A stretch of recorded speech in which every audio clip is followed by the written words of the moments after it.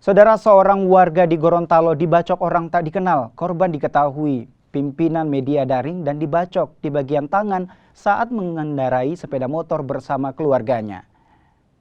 Jeffrey Rumampuk, salah seorang pimpinan media online di Gorontalo, dilarikan ke rumah sakit Kota Naha, Kota Gorontalo setelah dibacok orang tak dikenal. Korban dibacok di bagian tangan kanan. Peristiwa ini terjadi saat korban bersama istri dan anaknya sedang mengendarai sepeda motor. Saat berada di Jalan Eyato, motor korban dipepet dua orang tak dikenal dan membacok korban.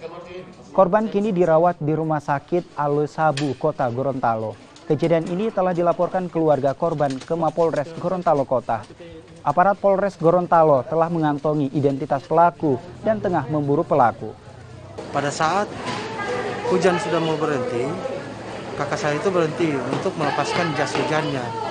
Tiba-tiba ada dua orang yang tidak dikenal menggunakan sepeda motor jenis Matic itu langsung membacok tangan kakak saya.